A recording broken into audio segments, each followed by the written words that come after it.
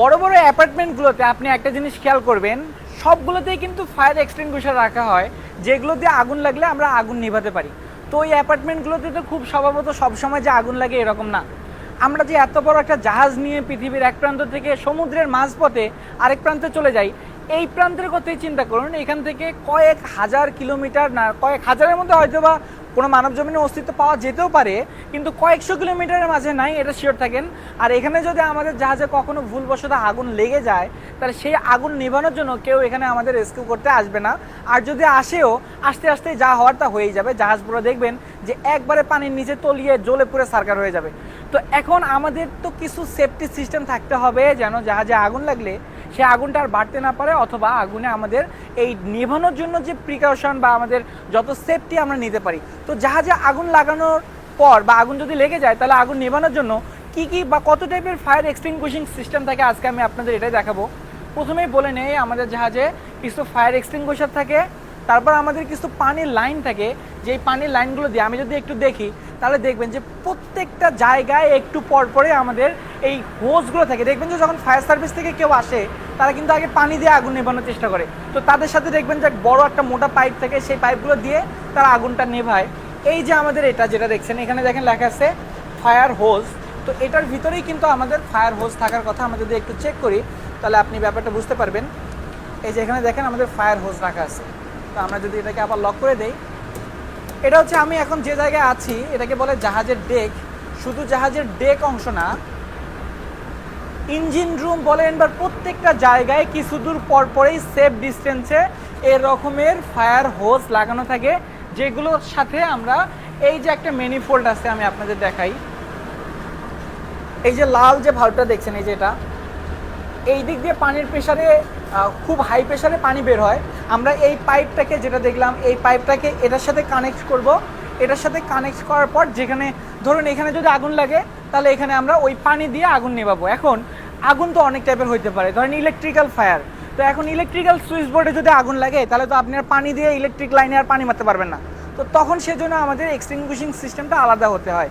আবার এমন জায়গায় হতে পারে আগুন লেগে গেছে মেন ইঞ্জিনের ভিতরে, তো ইঞ্জিন রুম থেকে বের হওয়ার রাস্তা পাচ্ছে না, বা ইঞ্জিন রুমে এমনভাবে আগুন লেগেছে ওই আগুন এই পানি দিয়ে নেভানো সম্ভব না, তেলের মধ্যে আগুন লেগেছে আর সেটার সাইজ অনেক বেশি। তো তখন কি হবে? তখন আমাদের জন্য কার্বন ডাই অক্সাইডের কিছু ফিক্সড সিস্টেম থাকে, যেটা কার্বন ডাই অক্সাইড নির্গমনের মাধ্যমে, যেহেতু CO2 অক্সিজেনকে ওইখান থেকে সরিয়ে দেবে আর অক্সিজেন ছাড়া আগুন জ্বলতে পারবে না, সেজন্য আমরা কি করব, সেখানে কার্বন ডাই অক্সাইড নির্গমন করব, যার জন্য ওই আগুনটা যদি আকারে অনেক বড় হয় সেটা নিভে যাবে। তো কথা বাদ, এখন আমি প্র্যাকটিক্যালি আপনাদের দেখিয়ে দিব যে আসলে আমাদের ইঞ্জিন রুমে কত টাইপের ফায়ার এক্সটিংগুইশিং সিস্টেম থাকে, কার্বন ডাই অক্সাইডের জন্য কি কি ব্যবস্থা নেওয়া থাকে, ইভেন আমাদের যে ওয়াটার টাইপের যে জিনিসগুলো থাকে এইগুলোর জন্য কি কি থাকে। তার কথা না বলে চলুন চলে যাচ্ছি আমাদের ইঞ্জিন রুমে। আমরা ইঞ্জিন রুমের ভিতরে ঢুকেই প্রথমেই একটা এখানে এক্সটিংগুইশার পেয়ে যাব। এই এক্সটিংগুইশারের সাথে ফায়ার অ্যালার্মেরও সিস্টেম থাকে। এখানে প্রেস করলেই সারা জাহাজে এই অ্যালার্মটা ছড়িয়ে পড়বে। যদি আমাদের হেল্পের জন্য কাউকে ডাকার দরকার হয়, তো আমরা এই দিকে আগুন লাগছে, এখানে তাকে কেবিনে গিয়ে বা রুমে গিয়ে ডাকতে পারবো না। তো এখানের জন্য এই ফায়ার অ্যালার্ম থাকে। আর এই যে আমাদের মেইন ইঞ্জিন, এটা এখন রানিং অবস্থায় আছে, এটা দেখতেই পাচ্ছেন। এই যে মুভমেন্টগুলো এখান থেকে বোঝা যাচ্ছে। একটু সাইডে আসলেই দেখবেন এখানে একটা এক্সটিংগুইশার, আর একটু যদি সামনে এগিয়ে যাই এখানে আরেকটা এক্সটিংগুইশার। এবার যদি আমরা আমাদের ইঞ্জিন কন্ট্রোল রুমের ভিতরে যাই, এটা হচ্ছে আমাদের ইঞ্জিন কন্ট্রোল রুমের ভিতরে এন্ট্রেন্স। তো এটার ভিতর ঢোকার পরে দেখেন ওই যে দূরে আরেকটা এক্সটিংগুইশার দেখা যাচ্ছে। আমরা যদি একটু সামনে যাই তাহলে বুঝতে পারবেন, এটা হচ্ছে মেইন সুইচ বোর্ড প্যানেল বলে। তো এই সুইচ বোর্ডেও অনেক সময় আগুন লাগতে পারে, ইলেকট্রিক্যাল হ্যাজার্ড। তো সেজন্য এখানে কার্বন ডাই অক্সাইড টাইপের যে ফায়ার এক্সটিংগুইশার থাকে সেটা এখানে রাখা আছে। আর পাশেই রাখা আছে ইইবিডি, আমি একটু আগে দেখিয়েছিলাম। যদি আমরা এখন এখান থেকে বাইরে বের হই, তাহলে এই যে এখানে দেখেন আমাদের ফুয়েলের বা তেলের ভাল্ব, এই যে এখানে স্প্রিংয়ের মতো যে সিস্টেমটা দেখছেন, যদি কখনো আগুন লাগে এই স্প্রিংকে অটোমেটিক্যালি অর্ডার দিলে সে সাথে সাথে সব বন্ধ করে দেবে। আর এই যে ভাল্বটা দেখছেন, এটা হচ্ছে এই যে ফায়ার হোজ, আমরা এটার সাথে কানেক্ট করব। যদি কখনো পানি দিয়ে আগুন নেভানোর দরকার হয়, আমরা এটা দিয়ে আগুন নেভাতে পারি।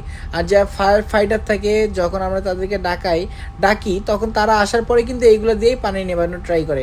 আমরা বেশ কিছু জায়গায় দেখেছিলাম যারা আগুন নেভানোর এই প্র্যাকটিক্যাল এক্সপিরিয়েন্সগুলো চোখের সামনে দেখার সুযোগ পেয়েছিলেন, তারাও দেখবেন। তো এই যে ভাল্বগুলো দেখছেন লাল রং করা, এইগুলো হচ্ছে ফায়ার ভালভ। তো এই দিক থেকে খুব হাই প্রেশারে পানি বের হয়। তো পানি বের হয় কীভাবে? অবশ্যই পাম্প লাগবে। তো এই পাম্পগুলো আমরা কোথায় পাবো? এই যে এখানে আমাদের ইবিডি রাখা। আমরা যদি একটু দূরে যাই, এই যে আমাদের আগুন নিবানোর জন্য যে পানিগুলো আসবে, সেই পানি যে পাম্প চালিয়ে পাবো, এই যে একটা হচ্ছে সেটা fire wheels and blast pump. তো এই fire wheels and blast pump থেকে পানি যাবে, সেটা দিয়ে আমরা আগুন নিবানোর কাজেও এটাকে ইউজ করতে পারি। এই যে এটা হচ্ছে ফায়ার পাম্প বলে শর্টকাটে। আরেকটা বলে যে ওটা ইমার্জেন্সি ফায়ার পাম্প, আরও দূরে আছে। যদি এই দুটো পাম্প একটা আমরা চালাতে না পারি, তাহলে সেই পাম্পে আমরা হেল্প নিতে পাবো। তো ইঞ্জিন রুমের প্রতিটা জায়গায় জায়গায়, ইভেন পুরো জাহাজে এরকম এগুলো সরিয়ে আছে। প্রথমেই হচ্ছে ফায়ার এক্সটিংগুইশার, আর পানি দিয়ে নেভানোর জন্য এই হোজ কানেক্ট করা বা পানির পাইপগুলো লাগানোর জন্য এরকমের প্রত্যেকটা পয়েন্ট আছে। আমরা চাইলে সেখানে গিয়ে এটাকে ইউজ করতে পারবো অথবা লাগিয়ে নিতে পারবো।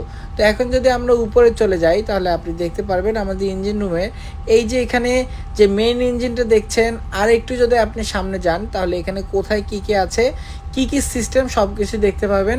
ভিতরে আসলে আমরা দেখতে পাবো আমাদের এই যে কার্বন ডাই অক্সাইড যে অপশনটা থেকে, আমরা যদি চাই কার্বন ডাই অক্সাইড নির্গমনের মাধ্যমেও এই দিক দিয়ে কার্বন ডাই অক্সাইড রিলিজ করলে এই আগুনগুলো এই CO2 নির্গমনের ফলে বা কার্বন ডাই অক্সাইডের জন্য এই আগুনগুলো নিভে যাবে।